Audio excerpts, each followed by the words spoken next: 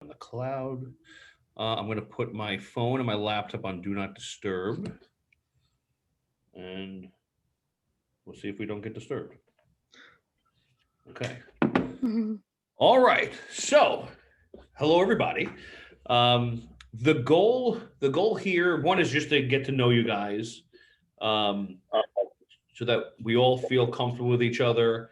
I want you guys to understand what our role is, what your role is, what's going to happen at each step of this process, so that when we're talking about it now in the cold, calculated, conversation, it's a lot easier to be prepared for it than in the emotional time when things are happening and you're in love with the house, um, and then something hits you that changes what you thought was going to happen. If we're able to cover it now, it's a lot easier to make those decisions than in that emotional state. So, um, so that's the goal, and to give us all again, like a reiteration about where you want to be, what you're looking for. I can do a screen share and show you like roughly what's out there, and what to expect and what you get for your money. All right. Awesome. So, well, let's start with your pre-approval and your the numbers that you built your pre-approval off of. Is that your what we call the comfort pre-approval, or is that your maximum pre-approval? That the pre-approval is the comfort pre-approval.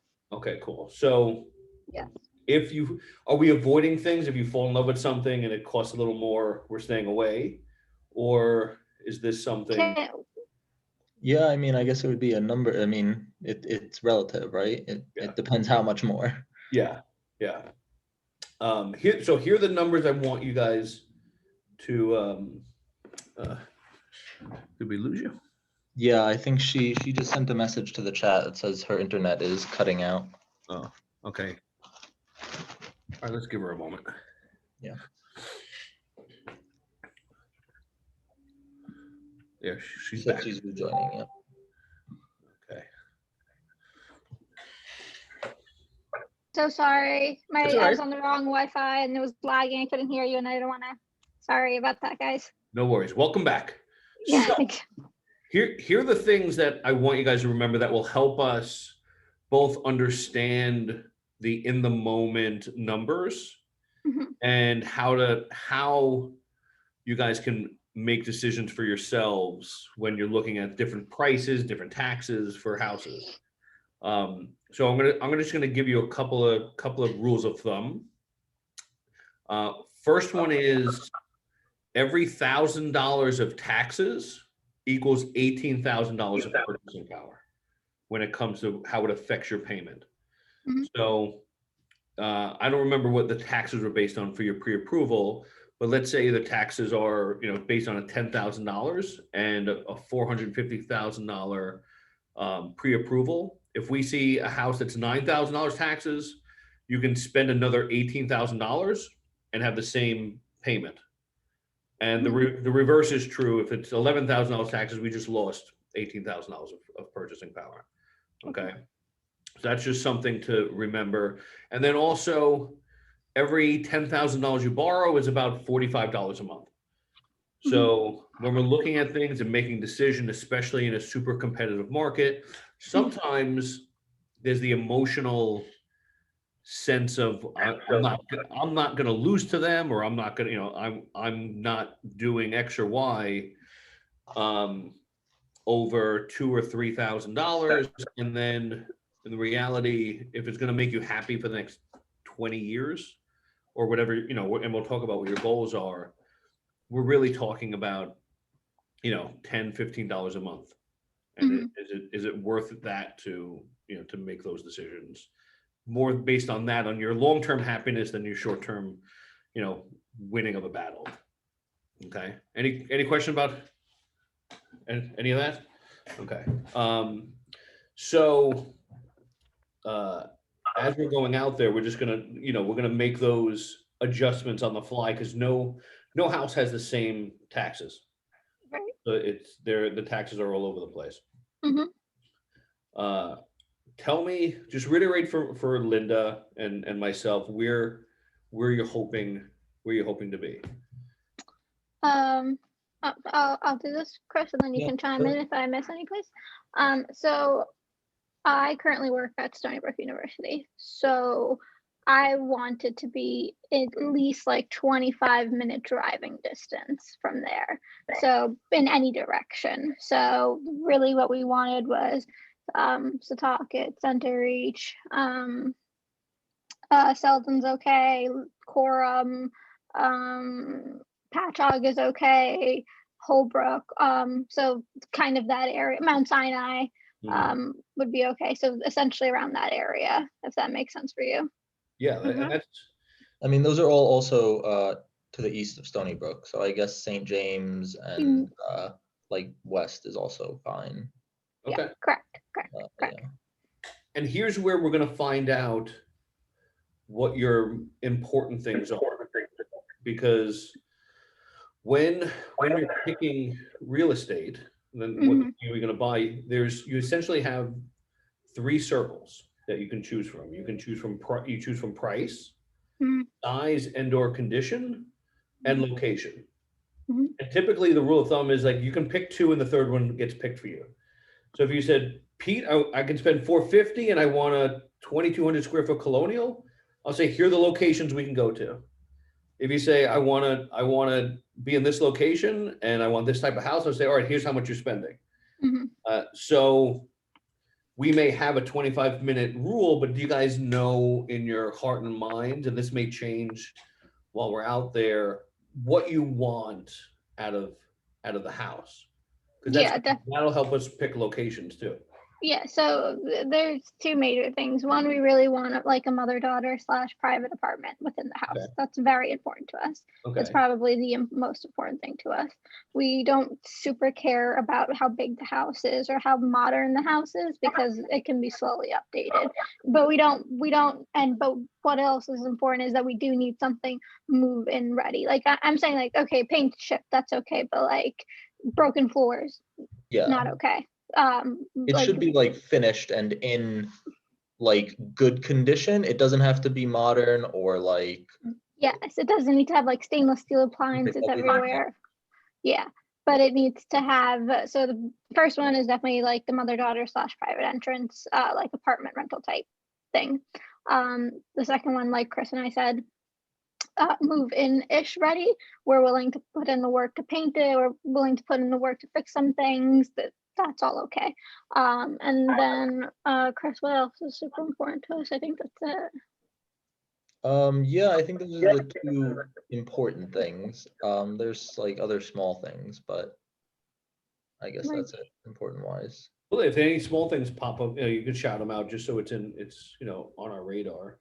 Yeah, I mean, we prefer natural gas over oil, for instance. oh yeah, oh my God, yes, yeah, natural gas, and we prefer public sewage. Yeah. Okay.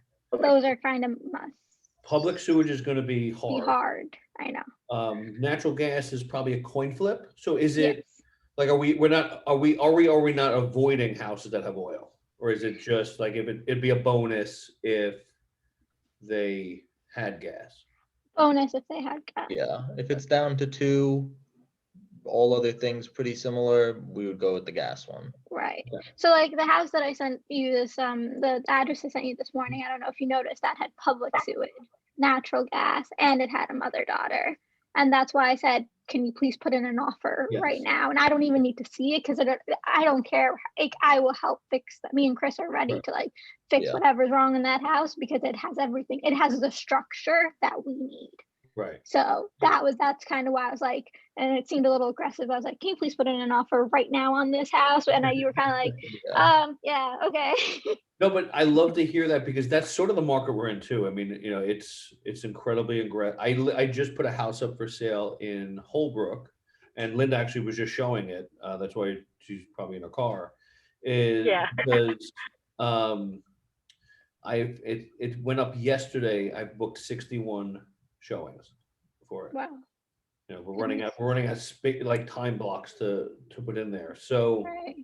it's you're in a great time for interest rates. You're Mhm. you guys have really good down payment, so you guys are really good there. But like, yeah, when we start talking about negotiations and what to expect, there's Mhm. it's going to be situations like what you're doing. So Yeah. I'm glad, So we don't have to like educate you there, because no. clearly, you got it.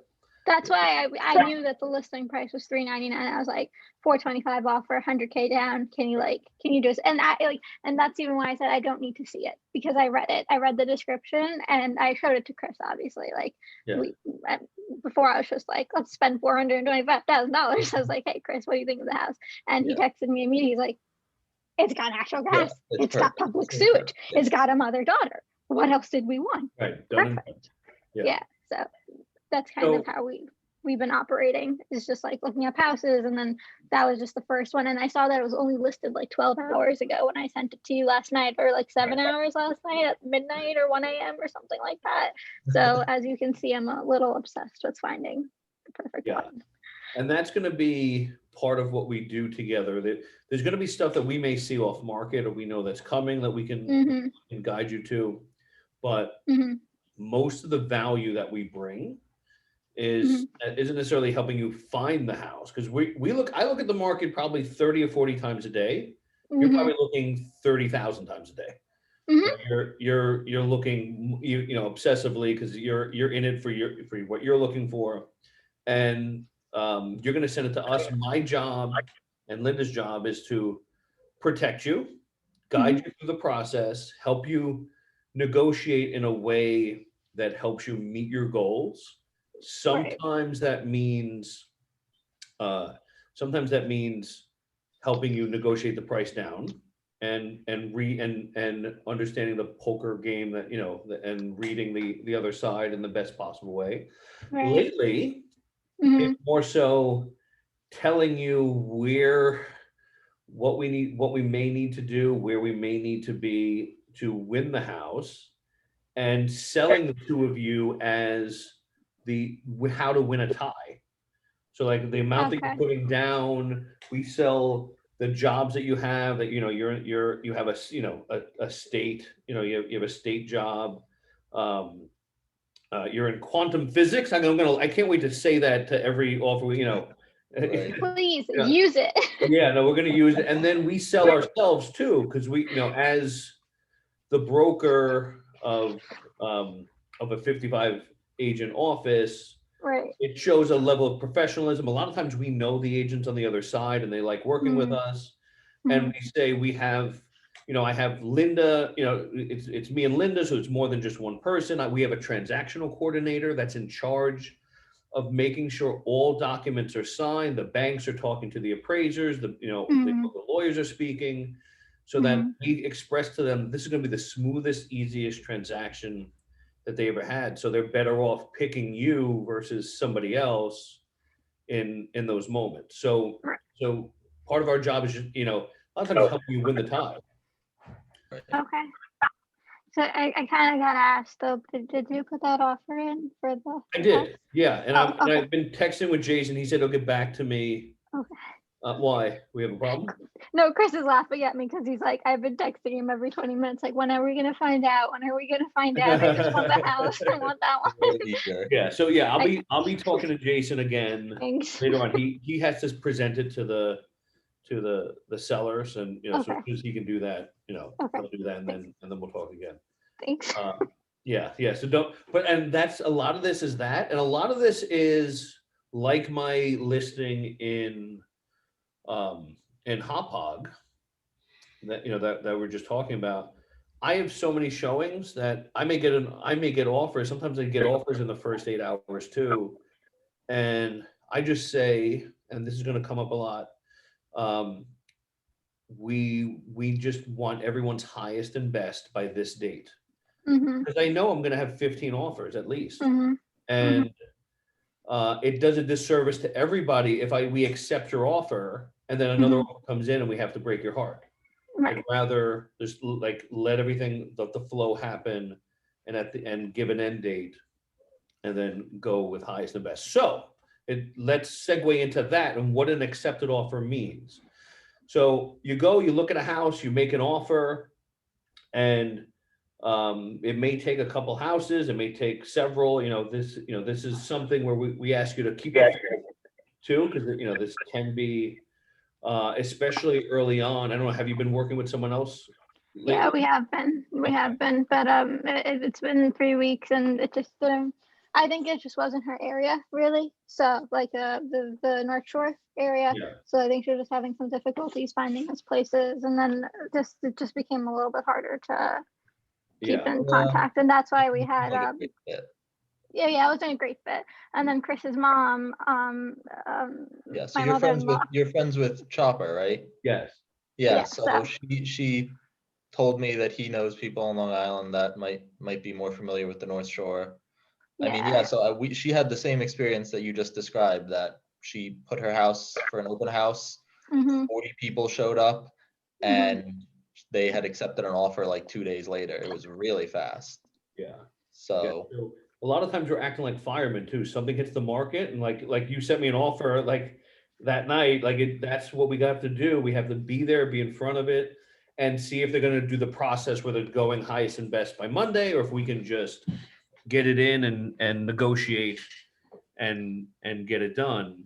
Right. Um, but it all has to happen fast, not even because we can negotiate early, but also like slots book up, like Mhm. it Mhm. starts to become super difficult. Mhm. So, so when we get an accepted offer, here's something I really, need you guys to understand. Is Mhm. all we're saying, all they're saying to you is that your offer is acceptable. And at any moment, because you're not in contract yet, another offer can come in and you don't, they can tell you we're actually going with another offer. So time is of the essence. As soon as we get the accepted offer, we Mhm. want to do the inspection right away, And like mhm. within 36 hours, Mhm. because we want to make their decision making difficult. If if 5 minutes later someone offers $5,000 more in similar terms, it's a lot easier for them to take it than if someone offers $5,000 more, but we did the inspection and we're not bringing anything up and everything's good.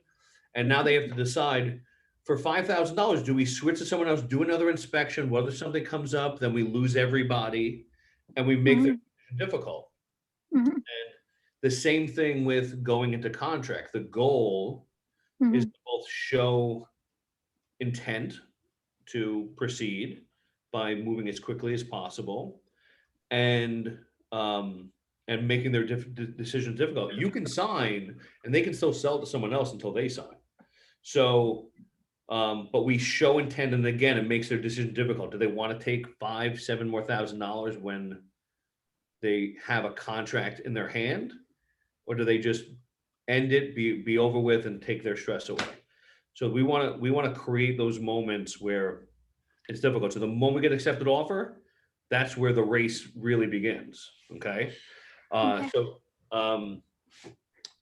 when we're doing that, it's really important that, and it's important when making offers too.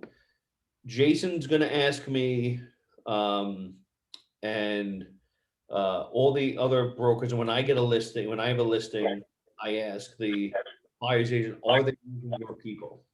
Are they what? I'm sorry. Are she's they cut out, yeah. are they using your people? Okay. Meaning that, are they using all your recommendations, or what recommendations are you using? Because uh, it's really important to me that that when I'm listing a house, that the buyer, if the buyer's agent tells me that they're using all their people there, and I know the buyer's agent, Mhm. I know they have good people that aren't going to screw it up. They're still going to treat them. They're going to be treated fairly, but they'll get the right information. They won't. It's not, the attorney isn't Uncle Harry who does real estate twice a year. The inspector wasn't Googled and Things are going to be the same on their end, where they're also expediting the process and right, trying to make it go as smoothly as possible for us. right. Mhm. So as many people as you allow me to recommend and Mhm. that you use, the easier it is for me to help you as well. So it helps me help you when, if you use the attorney that I recommend, if you speak to the mortgage banker that I recommend, because these are also people that I'm putting their kids through college. So I can make a phone call 11 o'clock at night and go, Chris, we have a problem. And they'll pick up the phone and they will help me solve the problem at night, so, and I've paced inside my daughter's room endlessly, trying to solve, problems in the middle of the night. And if we're using someone else, they're less likely to pick up the phone because I'm not feeding their kids. So, so it helps me, the power that I've gotten from, from being the broker and giving as many transactions to these people, it helps me really help you guys push things through. So, Okay. we'll discuss that stuff as well. So that's the goal, is to go through all of that as quickly as possible. But first and foremost, you have to like the house. The inspection has to go well. Here are the things that we look at an inspection, and when the inspector goes through the house, what we want to do when we're looking at a house that's inspected is look for things that the layman would not otherwise have noticed or known, and it changes some of the value that we assumed when we made the offer. Mhm. So let's say we walk through, there's a big hole in the wall, and we know it's there. Then the inspector comes and points at the hole in the wall. We can't go, well, we want some money off because there's a hole in the wall. I know what a hole is. I don't need to be an expert to know what a hole is. But let's say they're looking at the boiler and they say there's 2 years left, or there's something very serious, or there's a leak in the roof, and there's a problem with the roof. What we can do, and what's normal and customary, and sometimes in this market is becoming less customary because there's so much competition, but what's normal and customary is saying, one, you say to yourself, originally when we look at the roof, let's say it has 10, you think it has 10 years left, right? So what you're saying to yourself is, I'm buying this house with 1/3 equity left in the roof. And that's part of my offer, is understanding that there's a third equity in the roof. And then the inspector gets up there and goes, I don't know, you might have 3 years left on this roof. What we now have to adjust to is not, hey, give me a new roof, because the deal will just die. It might be more appropriate to say, hey, we thought we had a third equity, now we have a third of a third. Maybe we can find a way to make up that 2/3 of that third, and maybe get a credit to help patch or go towards the new roof. So that's in a very important perspective that I ask you guys to have, because too many times people lose their dream house or lose something because they feel insulted that they found an issue with a roof or a boiler that's not new, but they just assume they should get a new one because there was an issue with it. Right. And then sometimes it gets, the fight gets emotional and not rational. So that's why I like to bring this up now, so like we have it in our minds. So can I ask a question real quick? You mentioned that this kind of negotiating is becoming less common in this market. I guess my question is kind of, how often will they say take it or leave it as it is? I mean, like you said, things are pretty competitive right now. That's also been our experience. How bad is it? I mean, Yeah. So, and at what point do we say this is not the house, like this is a big enough flaw that like we don't want this anymore? yeah, I mean, well, that's a discussion I'll help you guys have. And there are times I'll look at you guys and go, not this one. Like in the middle of it, in the middle of an inspection, like sometimes we find things that actually can't be repaired or can't be, that are just going to be chronic to either the location of the house. Like there was a house in Miller Place that I put it on do not disturb. I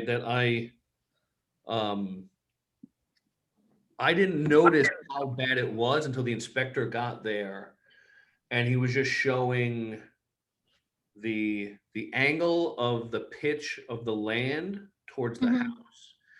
he basically said like there's just going to be a chronic water problem Water in runoff, your yeah. basement. Oh. And they wanted to finish their basement. They had plans on doing things in their basement, and to undertake fixing that would be really expensive. You had to put in a French drain, and like the angle was so big. He goes, he's not even sure if that would do it. So like halfway Mhm. through, they're like, this is not going to fit. They're not going to fit their lives. Mhm. So we just walked away, and we decided it just wasn't right. And it's an inspection costs about $525. Correct. That moment was worth every penny because they didn't have to live with a house that didn't fit what they were dreaming about doing, which was they had all these plans for finishing a basement that would have get chronically wet. Mhm. So, No, so in those that's good to know. moments, we could also, but like we have those breakaway moments where you could just be like, this does not work for me unless X happens, and then we put it on the plate. Okay. A lot of times it's easier things, and we do stuff for you a lot, and we're to try to take as much stress off you as possible. I work very closely with a contractor. His name is Remodel Rob. I Mhm. picked the name, by the way. And I'll just say, if there's any issues or any disagreement, or if we don't want to rattle the situation, and it's minor enough, I'll just tell you guys, we'll send Rob after closing, and we'll just take care of it. So I try to make this as stressful, easy as possible, so that we can just get to the next part in lives, and then you're happy and you're telling everyone how wonderful we are. That's the end game of all this, of course. So that's what you're really after right here. No, just kidding. Yeah. Recommendations. Yes. That, I mean, like Yeah. I built my business around making people, like, solving problems. It's my favorite part of Mhm. all of this is like, give me a problem. I want to figure out how to solve it. So, Mhm. which is really, it's also important. And I tell my agents that we don't, because there's a lot of complaining in Mhm. our business about how hard it is, or how this went wrong or that went wrong. But Mhm. it's important that this happens, or why would we even have a career? Where my job is to solve problems. So like, I want your problem so that I can prove I have value. I see why Chopper recommended him, Chris. Yeah. Yeah, I see it now. Right. I got a good feeling. Yeah. All right. So Well, don't I worry, mean, we'll be the having thing is friends and we never what? had this conversation with our last agent, so Yeah, already exactly. feeling Like this a is little bit amazing. more coordinated, let's say. And listen, we're the first of our friends to be buying houses. We're gonna have a lot of friends who will be buying houses soon. So when you say you're gonna be needing that, we got you. all right. This has been a good meeting so far. Yeah. All right. Great. All right. So like, once the inspection's done, Mhm. we'll chat. We'll cover all the bases about what's really worrisome. What's a lot of things happen where, like, you hear the word mold, and that can be very scary. Typically, it's not as scary as it is, but the inspector will guide you through that. And we have inspectors that we trust wholeheartedly. And in fact, I have two that we generally recommend. The first one his name is Chris. He's from A Pro. He will walk you through the house in a way that you will leave there not only feeling like if your house is going to fall down or not, but also how to have a house. Like, so like, Mm. he'll walk through and he'll say, this is your air conditioning unit. It was built in 2014. It was manufactured by this company, and they're really good at this and that. And then he'll say, now here's what you want to do. In the winter, you want to cover it, but not all the way down. And you cover it halfway down because you need the air to flow through, because ice starts to, and he'll just go through the whole, and you're just trying to take notes and trying to like remember these things for not now, because the air conditioning is good, but he's teaching you how to keep it good. Mm-hmm. So Right. if we can get him in the time frame, I like to say, I beg you to use him, because he makes an incredible experience. And if you don't like him, I'll pay for the inspection, because it's impossible, right? And you can try to lie to me. You can't even lie about it. He's just that, He's informative. amazing. He's really good. Yeah. Well, I know, I think I can speak for Chris on this one too, that, we will be taking a lot of your recommendations. So Yeah, like when you say like use this inspector, we will use your inspector. When you say use this, like I have the lender, but if you'd like me to go through a different lender and try to get another pre-approval, we can do that too, because we want to work with you, right? We want to make it yeah. as easy as possible for you. So if Like, you I say, mean, like you said, also, if making it easy is like a big part of the process, then I mean, let's make it easy. yeah, let's make it easy. Yeah, it doesn't, we are not trying to be difficult, and I don't think we are you'll find out. Like, Yeah, I mean, if you have all the infrastructure for an inspector and a mortgage broker and a lawyer, what am I and all gonna you need is like Google? a check, we What got am I you. gonna Google each of them for? Call up people, maybe save a few bucks, but someone I have no idea. Like, are they Yeah, good? I don't so know. I Yeah. literally was telling Chris the other day, I was like, yeah, attorney fees, the attorney fees, the closing fees, and then the inspection fees, right? I was just like, you know what, Chris, we are just gonna let him do it, and then we'll just write the check and we'll call it a day. Yeah, pretty much. Yeah, that sounds like good advice. Yes. And look, a lot of these people I'm really close with, like, the mortgage guy that I would love to connect you with, him and I talk on the phone probably 2 or 3 times a day. So like, we're constantly dealing with issues or just like problem solving or actually talking about our own business and how to structure them better and be better at, what we do. Mhm. So it helps me help you, like I said. So yeah, Right. and it doesn't hurt to just, especially in the mortgage stuff, to talk to somebody else and just get a different perspective. Sure. So, Okay. all right. So once we're going through all that process, well, let's go back first. Have you been on the website Collaborate? Did your last agent put you on there? Okay, No? so there's a website through MLS called Collaborate that we're gonna put you in. And Okay. what that does is it links the four of us, Mm-hmm. and you can do all your searching on there. You can do, Mm-hmm. and you can post it looks like a Facebook wall. Okay. So we send you houses, you Mm-hmm. send us houses, and it Mm-hmm. sits on your feed, Mm-hmm. and you can give it thumbs up, thumbs down, you can comment, you can make sub lists of like houses you want to see. You can make automatic searches in there, but it helps us all learn each other, Mm-hmm. because we're sending you stuff or you're sending us stuff, and you're giving me the thumbs down on what you send, or you're making comments about what you don't like or what doesn't fit. Now we're all learning and we're growing together, and I can also see that you're engaged because you're in there, you're posting or you're checking, so like it also helps us, like, kind of feel the heartbeat of our relationship too, to make sure that we're all on the same track and on the same pace, because sometimes we're being too aggressive, sometimes, or sometimes we're missing, you know we don't want to make you feel like we're overwhelming, but also we don't want to miss how hard you're trying to work to get this done. So Chris is I smiling can, right now.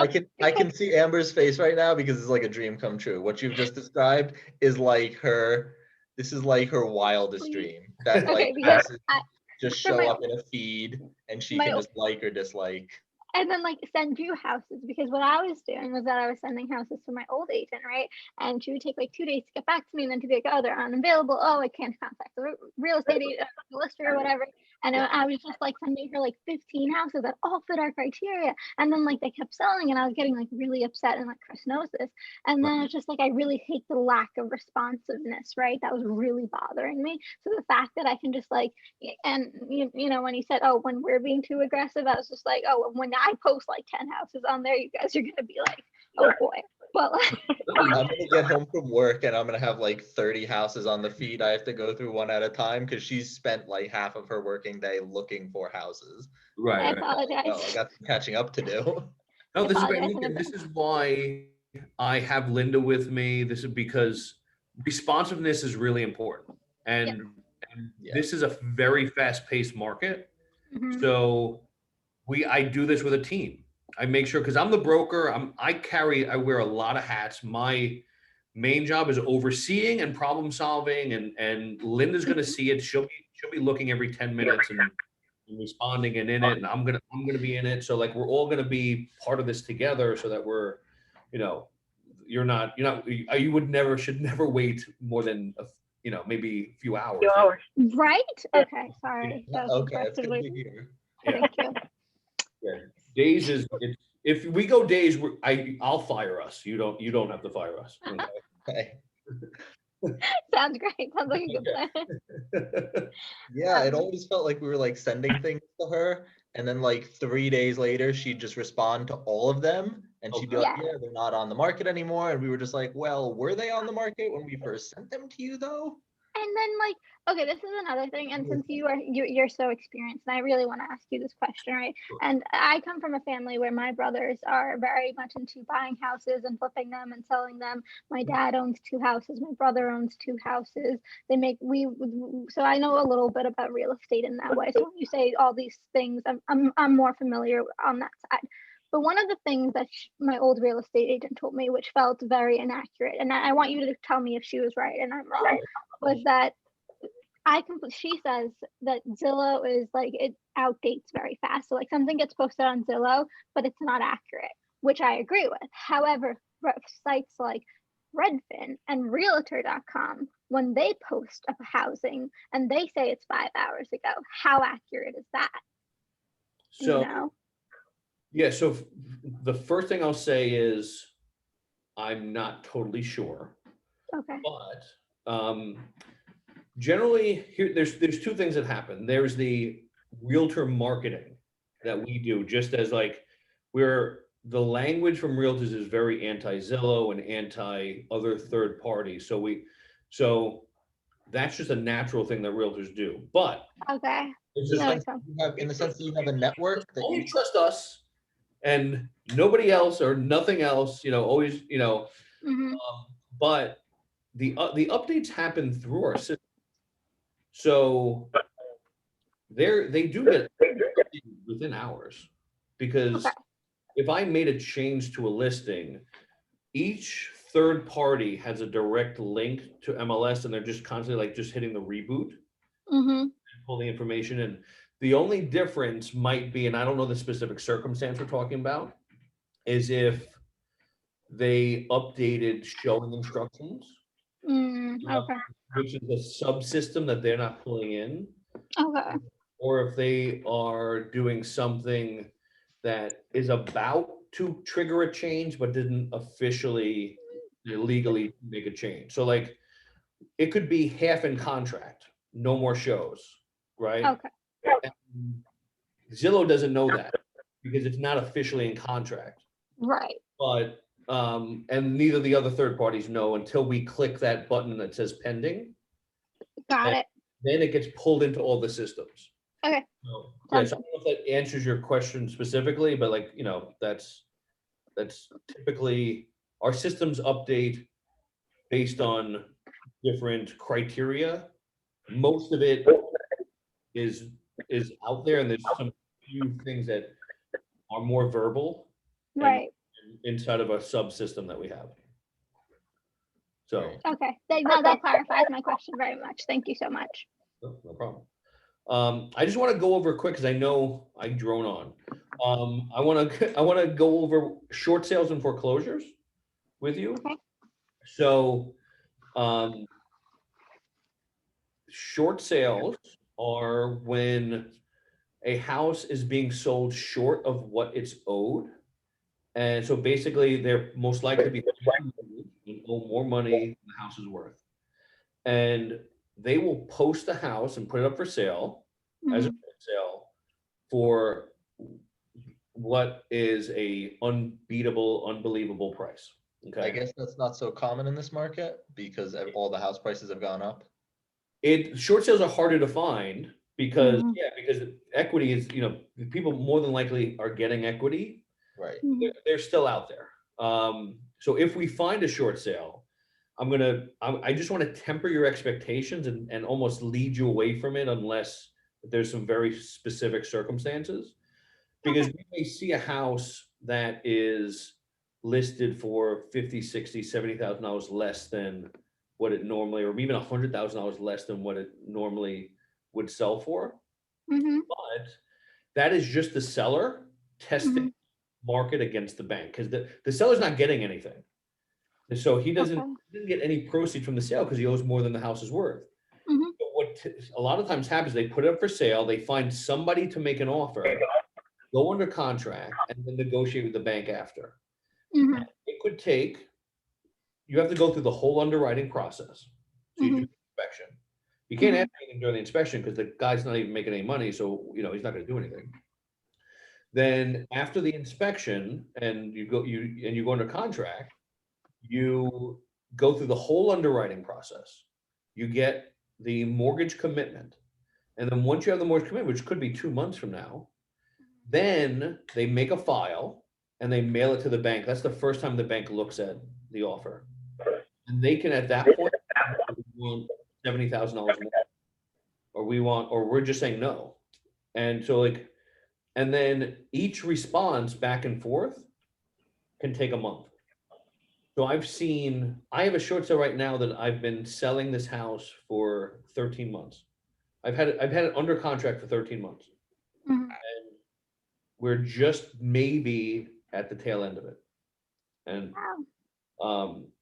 so it can be a time landmine, just, and you don't know what you're getting, even though the price is the price, you don't know what the actual end price is. So I just wanted to kind of warn you guys about that. And then foreclosures, they can be a little bit easier, but they're still difficult.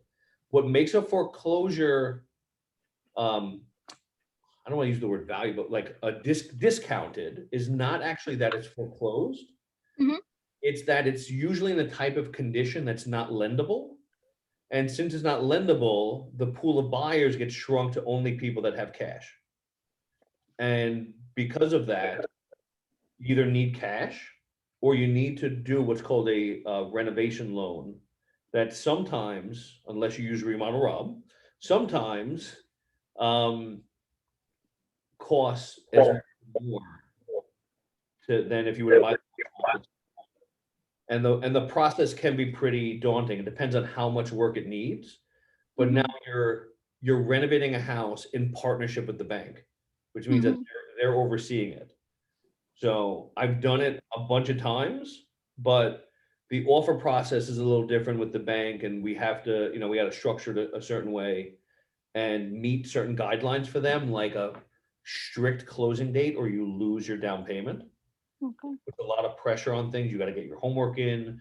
The underwriter can't have any hiccups or have any backlogs. Mhm. So going back to our original criteria, that is firmly outside the realm of something we're looking for. We want something that's finished. We're both working full-time jobs. Cool. I'm in Germany a fair part of the year. We don't have the time commitment to oversee a full renovation or even a partial renovation. Big projects. We want something that's pretty much ready to go. Okay.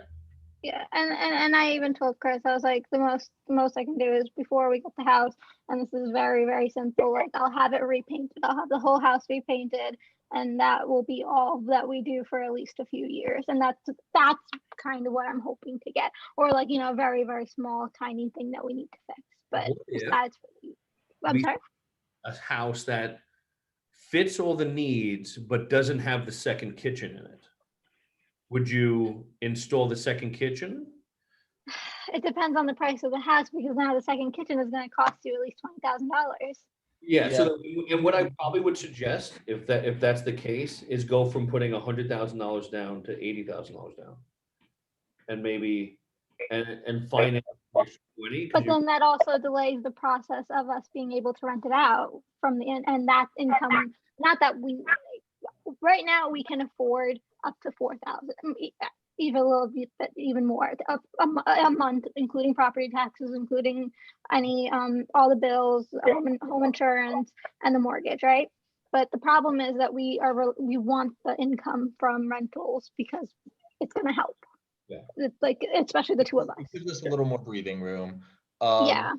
I mean, one of the other things is so it doesn't need a full kitchen. Sorry, Chris, but if it has to have a if that is a sink and structure for a kitchen, we can do that. We can buy appliances and put it in there.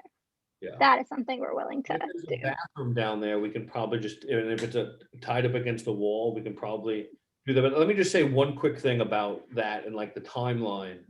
Mhm. I just renovated, I flip houses as well, and we just renovated a entire house down to the studs, and we did it in 6 weeks. So putting in a bathroom is probably a 2-week delay. I mean, and putting in Yeah, pictures, but maybe 2-week situation, but just something to put out there, because I'd hate for it to be almost perfect and then yeah. not discuss like a couple of chess pieces you can do to kind of meet your needs. Yeah. Chris, you were saying something? Yeah, it slipped my mind now. No, I mean, anyway, it's conceivable, but it's like far down on our list that I would say, you can correct me if I'm misspeaking for us, that we would put in a second kitchen and or like a second apartment ourselves. If it's like an out of this world deal and it's like way below what we're looking for, like the price, and we can spend that extra money, and like you said, it's just going to take a few weeks, maybe we would have a serious conversation about it. But I mean, tentatively as it is right now, we would really like that to be finished, I think. And I think the reason that we say that is because we see it as more of a, okay, we're going to pay more upfront right now. So I'm going to give you that full 100K down, which I know kind of like helps our like position a little bit, saying like, hey, 100K in cash right now, the rest is going to come from the bank, and then have everything ready, then say, okay, well, actually we need a bathroom and we need a kitchen. So we can only really do like 50K down now, and and lose out on the deal. Whereas like right now, like this house that I like so much, I gave you a 425 offer. If he comes back and he says highest and best, I'm willing to go to 450. Chris, if he's okay with, Well, yeah, we can but talk about it. I could be included in that decision, but yeah, but something like that. yeah, I mean, yeah, but that's kind of what I'm talking about. I want that money more to negotiate for my dream house. Like that house is perfect. I would rather put more money into getting that than not, if that makes sense. Yeah, and I appreciate, and I like that you're thinking about how to negotiate and showing the strength. Yeah. I will always use that $100,000 even if we're not using it. If that makes sense, I could say, Right. Yeah. we're going to put $100,000 down. We can show Mhm. funds of it. This is how liquid they are, because the fact that you're putting $100,000 down, or Mhm. just says I have $100,000 plus dollars. Mhm. So Right. that shows financial strength and safety. Right. So I can say, okay, we're going to do this, but we're going to do a couple things. But if you want proof of funds that they're this liquid and safe, happy to do that. These are the safest transaction you're ever going to have in your life. And, but this is a couple things we're going to do to make their life easier. And that's Right. real, because in the end, they're getting what they're getting. Right. The amount they're putting down is just a message of safety and saying, here's why you should feel comfy. Right. $100,000. Right. Yeah. So that's kind of where I'm coming from in terms of construction money, is that, I'd rather save it for negotiating money, because I know that in this market we're going to have to go up, but I'm also not trying to pay for a $450,000 house somewhere in Selden that's a 2-bedroom, 2-bath, when I know the value of that is only $250, because in 2 years when the market does crash again, I lost half, like $250K. But that kind of house that I saw in Quorum, that always is going to have a rental value, that's always going to have like value in it because it's where it is, stuff like that. That is what we're trying to invest in. We're trying to invest in more of our future, rather than like right now we just need a place to live. How long is Kind of thing. meaning, like, are you planning on this being 5 years in this house, 10 years? Like, are you thinking this could be your forever house? Do you have like, did you have, Not our forever house. Definitely Yeah, a I starter think it's home. unlikely that it's a forever house. I would say between 5 and 15 years. okay. I think even that's on the long term I of think it. 15 is on the long side, but I'm Um, being conservative here. I'm saying, okay, maybe yeah. we're not in a It's position. 15. Right. Okay. Yeah, and look, everything you're asking for and asking to get, I mean, I don't even have to say this out loud, but I'm just gonna say it just so I'm teaching, because I like to do it. When you're thinking about buying a house over the next 5 years, can look at it differently than if you think about it over the next 15 to 30 years, because the volatility is a lot shorter, because we're looking at a small amount of time. I can't tell you what's going to happen. It's a lot harder for me to tell you what's going to happen 15 years from now. And you're going to have a lot more enjoyment of the house the next 15 years versus the next 5. So the enjoyment value is much higher Mm-hmm. versus the economic value. Mm-hmm. So if you buy, just keep this in mind, and you may end up doing it anyway, and it doesn't make it a wrong decision, but Mhm. typically houses appreciate historically at roughly the same rate of inflation, right? And Right. Yes.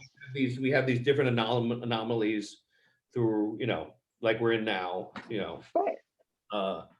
but one thing that does, so that your house, land, the bones will appreciate, but Mhm. there's also some depreciation that happens if you buy, just like a new car, a Right. brand new flipped house. So like Mhm. if it's brand new, you're going to be having both the fighting of the appreciation and the finishes depreciation, that over the next 5 years you might not benefit as much as if you bought something where everything was 10 years old or older. Right. Right. So I just want that in your head. That Okay. this X house makes you happy, and Mhm. at least you had that in your mind to make that rational and happy decision. Can I ask you a quick question that's kind of tangential, but I'd still like to know? So I was speaking with a friend of mine who's an insurance adjuster, and I was like, I was talking to him about the market, and I was like, oh, it might crash in a few years. And he's under the impression, or he's of the opinion that this is not a bubble. This is all like growth, because people are looking to move out of the cities, because a lot of them are going to work from home. Maybe some of them are not going back to work. What Mhm. what percentage of this current so I've been like looking at some graphs. I'm a physicist, I'm a graph guy. I've been looking at some graphs on Zillow, and a lot of them see pretty big jumps in the past year. Mhm. What percentage of that would you say is genuine growth? And Zero. do you think there's a bubble that's going to pop in a year?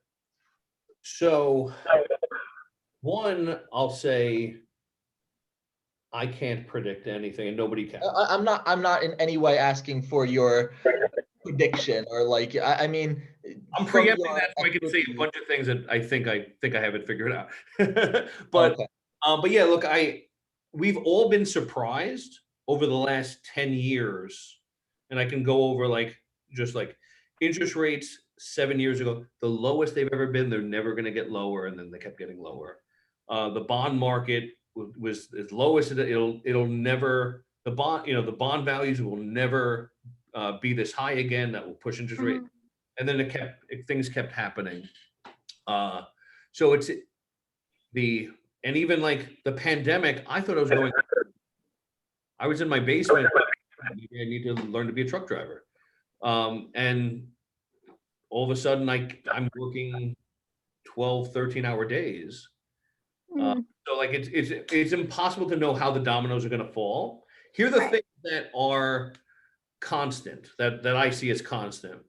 The pandemic definitely pushed forward much quicker the technology shift that was in our face, but we were stuck in our normal day-to-day stuff. So people getting the train going to Manhattan, even though they could have Zoomed, but they Right. weren't forced to. Right. Uh, Mhm. so now that we have this technology, there's so much value add to not having those rent rolls for these corporations. There's so much value Mhm. for stuff like that. That was That exactly my friend's argument, is that these corporations don't want to rent office space in Manhattan. They'd much rather just have you Zoom in. so yeah, so the demand probably will continue, but the demand can only shift for so long, right? So Yeah. like, and then the other thing is we have a demographic shift in our country that is constant and doesn't appear to be changing. And that is the baby boomers. They're old, their knees hurt, they're a huge, huge segment of the population.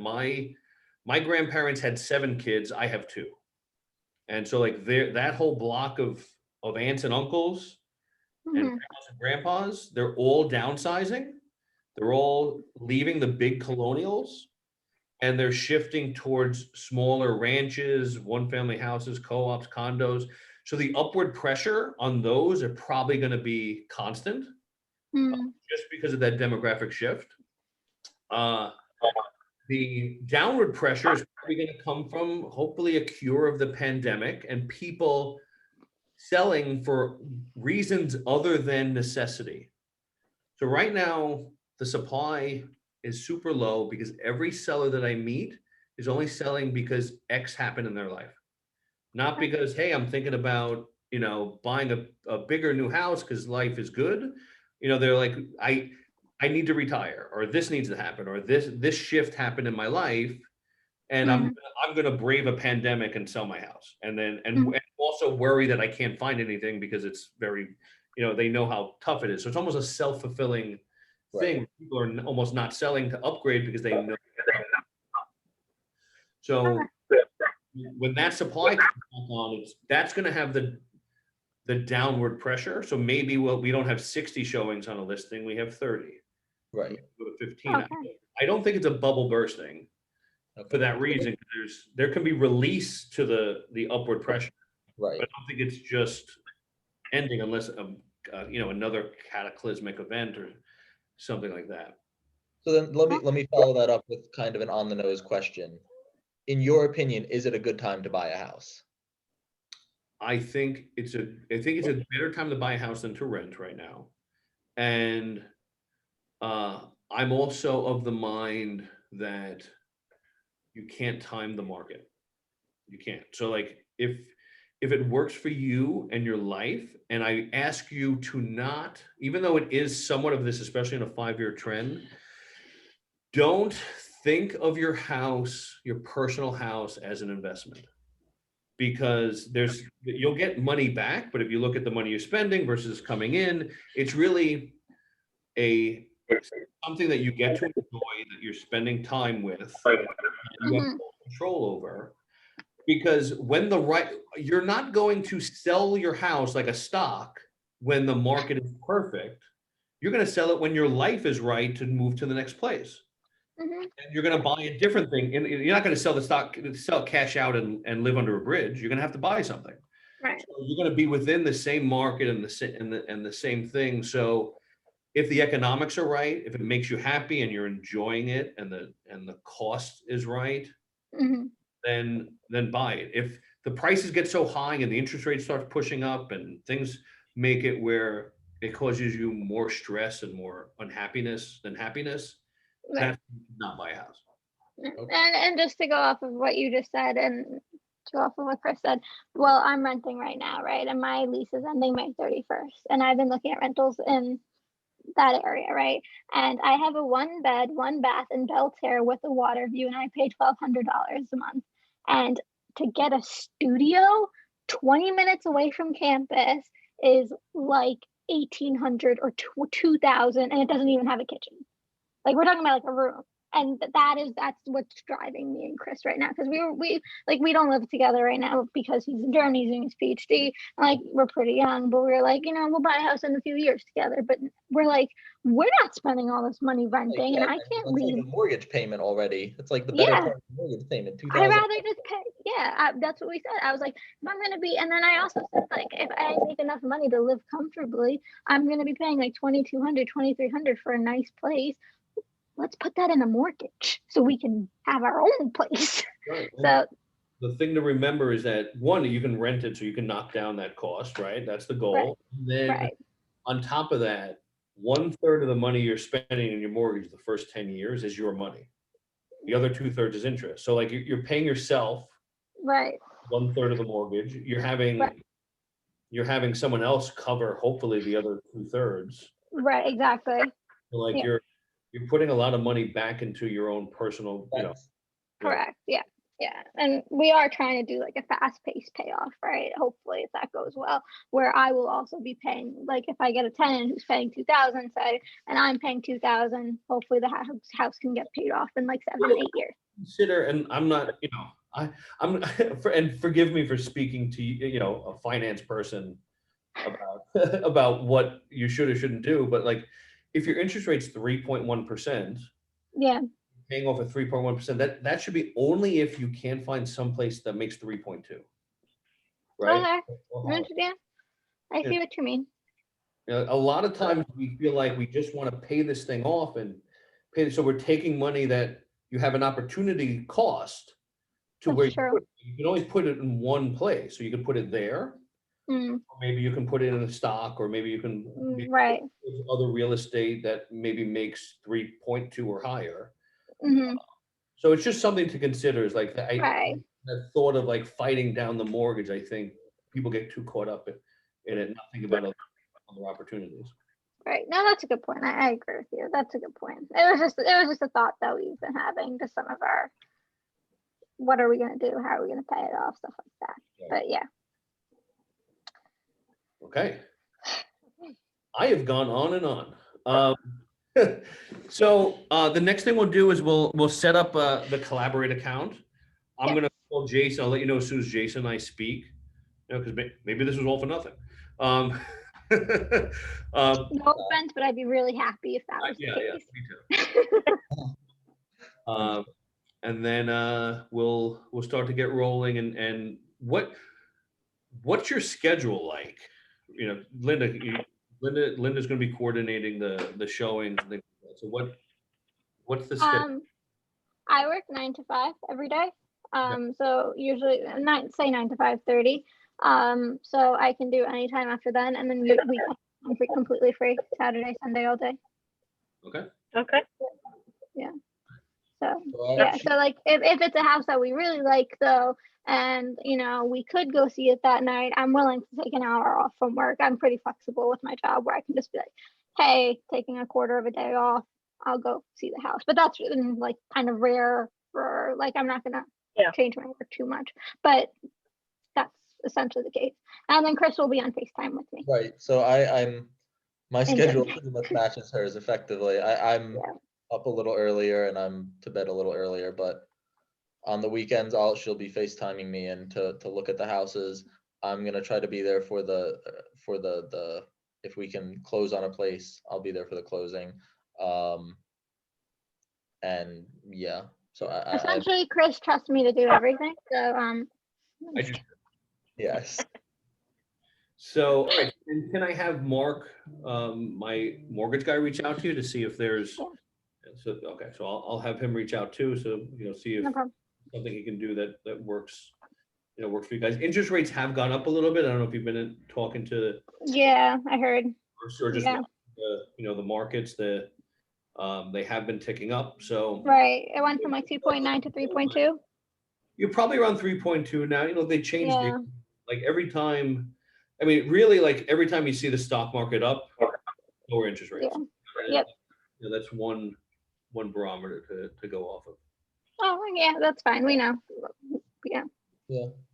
All right. Okay. So so next steps will be the Collaborate account, and you'll follow up with Jason and hopefully give us some good news maybe, and then we'll keep in touch. Okay. Sounds good. Yep. Awesome. Okay. Sounds good. Bye. All right. Bye guys.